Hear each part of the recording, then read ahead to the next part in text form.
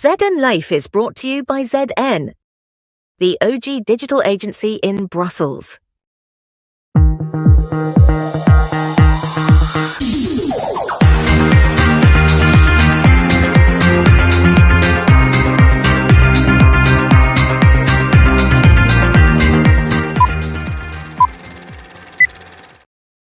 And live from Brussels, it's ZN Live.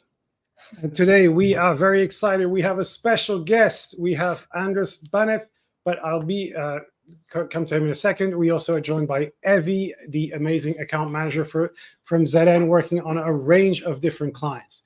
Now, very, very happy to have Andras on the show today, an extremely experienced communicator with over 20 years in Brussels of experience across a whole range of things, actually quite an unusual mix of experience, an entrepreneurial profile. You started a number of different ventures from Speaker Hub to public affairs organizations, and you're also someone who works on the tests that people who want to apply for the commission do. So you help prepare them. You have a training online course. So a lot of different things that you've been working on.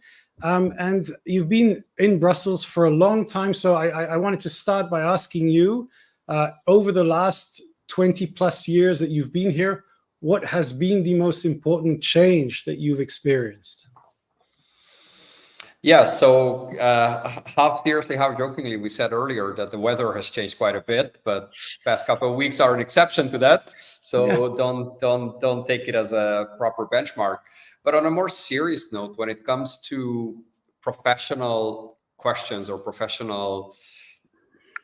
professional aspect of what has changed in the past 20 or so years, I think one important area, obviously, and it's no surprise to anyone, is the spread and the uptake of digital tools and communications. And perhaps as a result of that, which is not obviously a digital thing, but more comes from the digital mindset, is measurement. So measurement becoming a more common practice, not just when it comes to comms and not just when it comes to online communication, but also in other fields of life.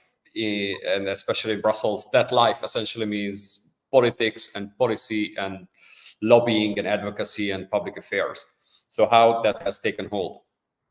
Another is the professionalization of all these components that we call public affairs, that we call advocacy or policy communications. So companies like yours, companies or consultancies, but also NGOs, corporations, everyone else has become much more sophisticated in the way they run their operations and the way they communicate, the way they formulate their positions, and the way they do their strategic outreach. And that perhaps leads me to the third one, which is exactly this: being more strategic about their work. So not just doing it better, but doing it with a mindset that it's not ad hoc, it's not from one day to the next, but looking at a time span of 2 years, 3 years, 5 years, and saying, where are we now? Where do we want to get to? And what is the structured and process-driven way to get there? Yeah, that's a very interesting point. And actually, we've been working on projects with our clients. Evie's, working on a number of our large accounts. And one of the things we've been working on is saying, let's take the long view. Let's look at what's the plan for the next 6, 12 months, maybe even 2 or 3 years. What is the vision for your industry? What do you want to do? And I think that, in the past, you could have had somebody say, hey, I have a big event. I need to do it. I have an annual report. Let's do it. I like a website. But that strategic thinking, I think, which you touched on, is something that indeed we're seeing much more of. And we've also kind of been pushing to get. Now, coming back to your personal experience, you have a very interesting profile. I think it's kind of unusual for Brussels, and we share some of this in common. You have an entrepreneurial experience. You've been launching things, but at the same time, you're very much connected to these big institutions and organizations that are, not very entrepreneurial. And I want to ask you, what drove you to be an entrepreneur? And how do you square that circle between that tension between the entrepreneurial and the institutional? Yeah, I appreciate that question.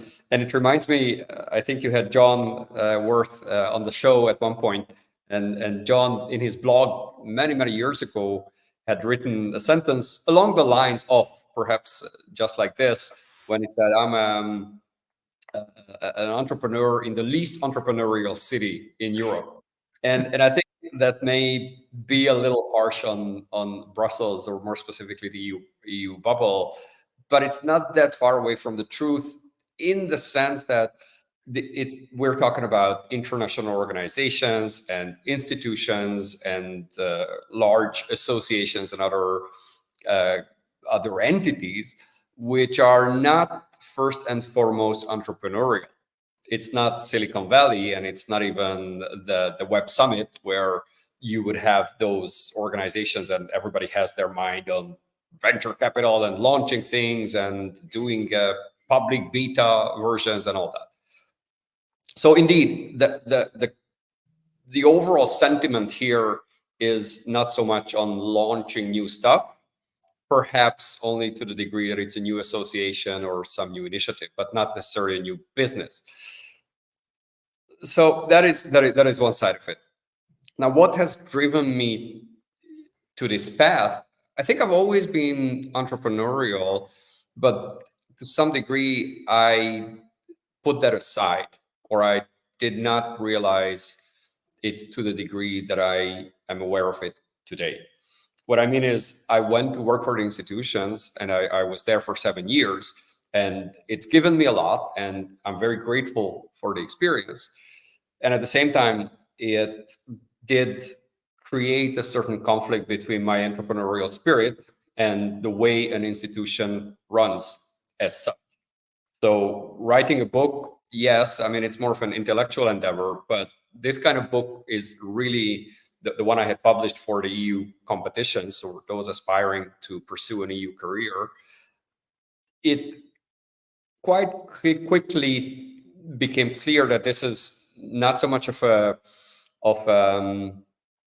piece of literature, but it's certainly something that is very practical and much more akin to training and workshop and those sort of things. And from that grew many other projects and many other ideas. So that is to say that when I truly endorsed or accepted or understood that my calling is to have that freedom to launch a new project and experiment, I was much better in my skin when I said, okay, this is what I want to do, and perhaps this is what I need to do. Yes, definitely. I actually think that it's quite, it's like there is a big difference. And I think, it's like the inspiration behind it is also, it's like very crucial, in regards to the outcome and what was, it's like the scope and, it's like the effort behind, it's like the training books. But when it comes from a strategic communications training and this rapidly evolving digital landscape, what do you think are the key skills or the competencies that are essential for communication professionals to thrive in today's digital landscape? What have you seen, like has been a major, like a player in terms of skills and competencies for these people? If I take your question, perhaps from a career management perspective, see what are those who are maybe starting their career right now, or those who want to get to the next level, I think there is tremendous value in bridging 2, perhaps 3 areas which may not inherently mix. What I mean by that is, if you know, say, EU trade policy, and you're an excellent communicator, and at the same time you're able to perhaps, I don't know, you have a certain language skills because you speak fluent Vietnamese, I mean, that's a very interesting mix that can position you far in a far better place than many of your peers or others who may be looking for a certain job. Now, going back to the communications angle, I think even now with AI, with GPT, and that's certainly something we'll touch on, even now, it's just very helpful to know how how should I put that? Not so much how computers work, but how digital apps or the kind of, on the consumer side, how do these systems operate? And it doesn't mean that you need to now learn how to code Python or C++ or what have you, but just understanding what is an algorithm. Just again, the concept of it. You look at automation tools, you look at Zapier, you look at many other things out there. Again, you don't need to code that, you don't need to create that, but understanding that there is a sequence of steps of creating some even very basic application. And that can serve you even in setting up a Facebook ad, because you understand, okay, I can do A/B testing, I can do lookalike audiences, I can do these sort of things. And again, it doesn't mean you have to be able to do that, but knowing that these things exist is already a great step forward, because then you can find professionals who master that. But I think the biggest value is really of you understanding that it's possible to do these kind of things. So I think in whether that's classic communications or more focused on policy comms, this sort of, and I don't know what the right term is, but maybe digital thinking, maybe algorithmic thinking, maybe understanding the way these machines operate on a conceptual level can greatly help you. And certainly, if you can, tuck your sleeves up and say, okay, I can actually do it, that's usually useful, and because it gives you an even better insight as to how they operate. Yeah, I think basically a curiosity, exploration and testing. I have my hyperthinking framework, which covers some of that. So having people being able to really challenge and explore the world around us, despite the fact that they haven't studied it, they haven't trained for it, and they just have to figure out, the world around them and try to dive into it and understand it better. I want to come back to the entrepreneurial discussion we were having just for one more question. You said yourself, perhaps the least entrepreneurial city in the world. I think it's probably not as bad, but there are some issues. Yeah. Now, you're an entrepreneur and you've had your own experience, but at the same time, you're also part of the institutions and you've written the books that are supposed to screen people who go into those institutions. And I'm asking this for a friend. She was looking at the questions, actually, we were having a chat about it, and they were so weird. There were questions on physics, on history, on music. And I was thinking, what exactly are they testing for? So do you have a quick answer to that? Or as you were saying, it's probably just preparing for a test. But what is that test then trying to select for? Yeah, let me put it this way. We've already touched on this really fundamental question of knowledge and skills. And I think it's a very important distinction to make, to the degree that's possible, because obviously there are overlaps. But knowledge is a little less important than it used to be, meaning the factual and the kind of encyclopedic knowledge of the world, and in it, the European Union. And then skills are being upgraded. Skills are becoming more important. And in the particular case of these EU selection exams, as they are officially referred to, so they are trying to bridge this and trying to find a way where future EU staff will have the sufficient amount of knowledge about how the EU works and or a specific area, be that migration affairs, be that competition law or nuclear science, depending on what they need. And then combining that by screening for the right type of skills. And these are typically the reasoning, the psychometric kind of skills, and digital literacy, or it could be other types where they are able to properly draft a memo or briefing or other. So it's finding that balance and not claiming that it's the right balance or it's always the good one. But this is what my book, for instance, or the training company that I co-founded for this. That's what we are trying to do. But again, I was saying I decline our responsibility for that, because we are replicating, we are mirroring what is expected by the institutions. Now, if the institutions expect some crazy things, then we need to replicate that, because we are preparing the candidates for that.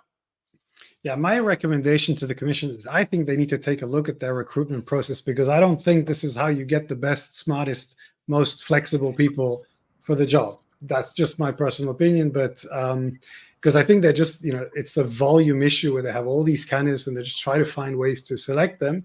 But unfortunately, that might make these people great test takers, but not necessarily doers and entrepreneurs. Now, yes, I mean, just to reflect on that, if I may. Indeed, I mean, it's a very difficult, this kind of spider web graph. You know those where you have various metrics and you're trying to optimize for most. And you can optimize for the most creative people, though again, you might question whether that's the number one quality that future civil servants need to have. Perhaps to some degree, but not necessarily as in the creative ads or marketing department. And then you have many other considerations of national approaches, preferences, and ideas. Then you have a requirement for a certain amount of knowledge. So again, I'm not their advocate, but it's just to say that it's a very difficult problem to crack, and becomes highly political, because the question is, what do you optimize for? Yeah. And when you ask that question in such a way, you're going to have a very, very diverse range of ideas from the different EU member states. Yeah, I'd love to see what happens if you simulate, you get ChatGPT to run through all your questions and see how good an AI is. And that brings me to my next question on tech trends, which is, we have these new tools, which everybody can use, and basically, which are changing the way we're writing emails, we're writing documents. I've seen that you've been posting quite a lot on AI using prompts and obviously testing it yourself. We've been, looking at this in our work. But I find that, now the hype is kind of behind us, although it still continues, but it's not as dramatic as it was 6 months ago. I think we're starting to ask the question, what is AI for beyond editing, brainstorming, writing cool things, and serving a little bit as a glorified super smart assistant / intern. I'm not quite sure how we describe them. So what's your experience been on the added value of AI, and where do you think we're going next with that? I think this is a very important question, and probably the disclaimer is that what I'm saying now may not be too valid in 6 months. Just like you said, that there's a different sentiment and a different level of understanding about this. Now,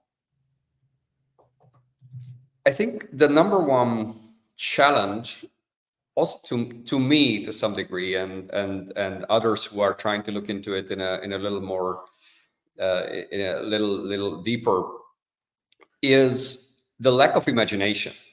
And I'm not saying I'm lacking imagination, but it's many people can't even imagine that this tool can be used for a certain benefit or a certain use case other than what may be fairly obvious. So for instance, just to give an example, the other day I was just experimenting with trying to come up with persuasive arguments. If you are a lobbyist or some industry or whatever representative, and you say, I want to persuade that particular member of parliament by using the best arguments in our meeting.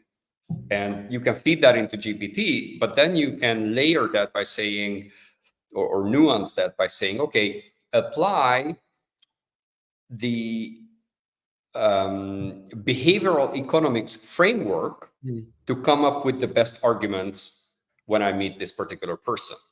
I mean, I would never have thought about this as even a possibility, to take something that is an established area or anything between economics and psychology, and use that to apply for better arguments. And I love that. And it's not something that anyone, unless that sort of idea or approach is shared with you, may naturally think about. So that's what I'm saying, where there are these fairly obvious use cases, as you said, of correcting the style or summarizing certain documents and those sort of things. But use cases which may be very helpful, very rewarding in financial or workflow efficiency or other senses, they will come up. And it's something, it's peer-to-peer learning, it's best practice sharing, it's just brainstorming. There are many ways how that may evolve, but I think that's where the true value and the true interest lies. So that is to say, I would not discount its usefulness, but it will take time to truly explore what it's capable of, and especially what it's capable of for this particular environment, the one that you and I are working with, the broadly speaking, the policy communications environment. Yeah, no, it's a very good point. And one of the use cases that we're building as a kind of test experiment, and is a GPT. So what you can do on ChatGPT, create your own GPT, and then you put a series of steps which says, take this step, take this argument or this policy paper, turn it into a series of arguments, apply the latest principles of influence, behavioral psychology, etc. to it, then adapt it to these 15 countries and give me an argument that would resonate with Germans, with French, with Spanish, and then give me a translation, and then turn that into tweets or into X's or into posts. Now, in theory, this is magical. In practice, it's not that straightforward. And I think that one of the big jobs that we have to do is, once you test the flow, you have to say, okay, how do I now embed it in an organization's processes? Which I think that's going to be the challenge for the next, I would say, year of starting to get closer to something there. But because I'm still very excited, but I think it is very much harder to implement than the hype suggested at first. Now we have a lot of other tech trends that are hitting Brussels. You're doing your trainings on these topics. Twitter X is all over the place. Nobody knows how long it's going to be relevant. It's still the main place of political discourse. We keep analyzing it, and it's still there. It's still, whatever people say, we still see it as matter. It matters quite a bit. Other channels are coming. What do you tell people about how to navigate with all these constant changes? Do you have what's your trick, your hack, or your recommendation? Right. I haven't done, and I'm not planning to do very operational or that sort of very practical training on X or LinkedIn or others on the nuts and bolts of it, meaning what we used to call social media training. And I don't even know if that's an appropriate way of labeling this kind of thing anymore. I'm more interested in the content in terms of what do you put out there, what is your message, what is your strategy behind it, and how do you frame it, and what sort of things could you or should you talk about. So that is much more interesting to me. But very specifically, with any channel, there is a risk, because you are on someone else's platform. And it's just like you are invited in a physical world, you are invited to present somewhere and you're on that physical platform. You are not at home. So there are limitations, and the host can kick you out, and the audience may not like you. And there are all these considerations. And it's the same thing with digital platforms, which I find important to keep in mind. And usually having your own website is the place where you want to own your own content and not to be exposed to someone else. And on Twitter X, as everybody knows, there's quite a bit of volatility since its new owner. My personal example, even with LinkedIn, for instance, I was wondering, how should I keep kind of a record of the stuff that I post even on LinkedIn? And then I decided I'm not going to embed my LinkedIn post on my own website, but rather just copy paste that into my own website. And just to give this thinking as an example, where if anything happens with my LinkedIn profile or whatever, I'm banned, or just LinkedIn goes berserk, or there's a technical glitch. There are many of these scenarios that could happen. I want to have certain stuff that I've shared, because those things I want to keep track of, and simply embedding it on my site, that means the content is pulled in from a third-party site. So again, I'm just sharing that it, and I presume that that's what we recommend you to your clients, where yes, absolutely be present on various networks for various reasons, but it does have a certain risk of the algorithm or the company that's behind it. Definitely. I do agree with you on everything that you mentioned. I just feel like, it's like going in the beginning of our discussion, it's like where we touched upon measurement. And I mean, when it comes, it's like to the digital landscape, more about metrics and KPIs.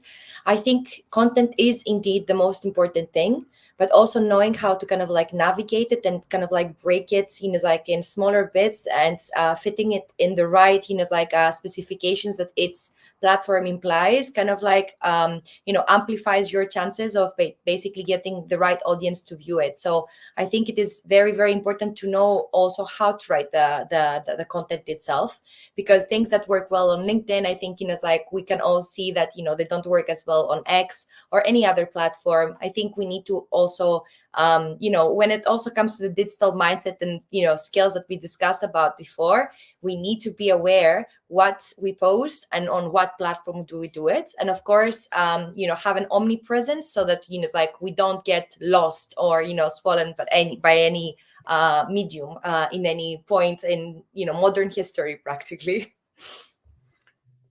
Yeah, and I think, Andras, to come back to your point, I think we've called this Web as Hub. So and it's actually kind of it is a recent trend, because I think we forgot that we didn't own that content, so we tended to post more and more on different channels. So I think now it's saying, look, you've got to have your content plan, and you've got to put the most important content on your own channels, so that those things don't happen. And I think gradually try to kind of automate that, and maybe with the Fediverse and some of the new protocols, it'll be made easier. It's not quite there yet, but a lot of discussions are happening around that. We have a question actually from Stephen Macy, who's been a guest on this show. He said, how will the media landscape with recent deals between Axel Springer and the FT with OpenAI change the policy communications information space? Do you have a view on that? Oh, that's it's a big question. It's a big question, exactly. I have not been following very closely the FT OpenAI, aside from knowing that it's happening or just happened, and I presume that's going to make ChatGPT and its training database much more robust and more sophisticated, and perhaps more up to date with current events, given the FT's wealth of data. In terms of its impact, I don't think it would have any direct impact in that sense. I mean, exactly for the reasons we discussed. This is an incredibly powerful black box that can be used for an unimaginable number of use cases. So it's just, and I'm saying air quotes, just going to become much more powerful and more robust and more accurate. So in terms of the data, perhaps one thing, now ChatGPT is relatively poor when it comes to up-to-date information and very specific knowledge, or let's say factual information. It's not very good, not very reliable, save for exceptions. So it's better for more open-ended tasks and more flexible tasks than simply retrieving data. And then there is Perplexity, which is a wonderful tool that's better for specific information. And that may change. So this particular deal may change. So when it comes to using specifically ChatGPT for policy issues or generating more of an impact study or those sort of fact-based yet future-looking documents, it will probably become more robust. Yeah, I think one thing we can be sure of is that lawyers are going to make a lot of money because a lot of people are going to sue a lot of people on content. So and that's just like a never-ending resource of like we can sue any content breach, perceived or otherwise.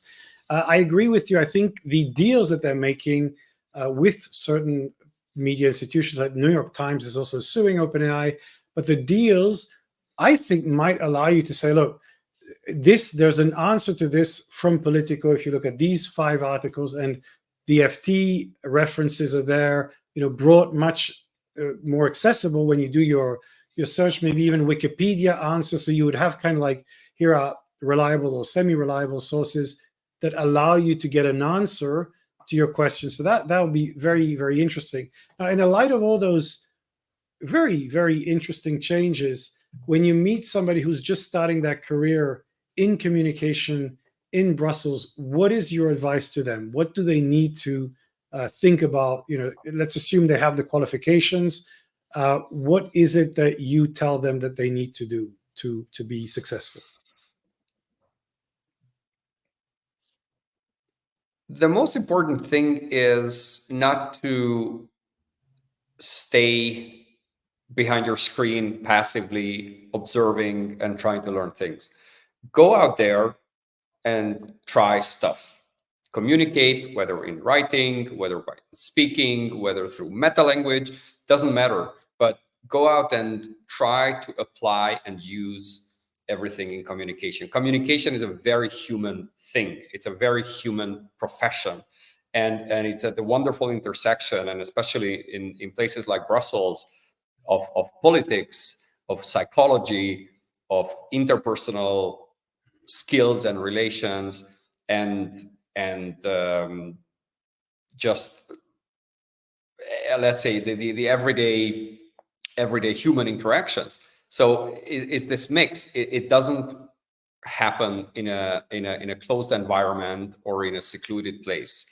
So for young professionals, my idea also, but also my piece of advice is, whatever you read about, try it out. Whatever you see as technique for persuasion, for policy communications, for clear writing, for using GPT for various purposes, or running a Twitter X promoted campaign, try it out, test it out, and do it. And these tools and the methods and the knowledge behind it is extremely accessible. So I encourage everyone really to learn about this and keep track of what's happening. And it's essentially not a question of money. It's purely a question of dedication, curiosity, and commitment. So when those 3 are there, resources are really not the issue anymore. Yeah, absolutely. I think that's great advice. We're also at a very, very interesting time. We got so many elections coming up in European elections, Belgian elections, local elections, US, India, everywhere elections. So everybody can be involved in expressing, discussing topics, following topics, volunteering for a campaign, turning up at all these events. So this is a unique moment, I would say, for anyone who's starting and you want to go and just find out what's happening, join those discussions. Now we have time for our recommendations.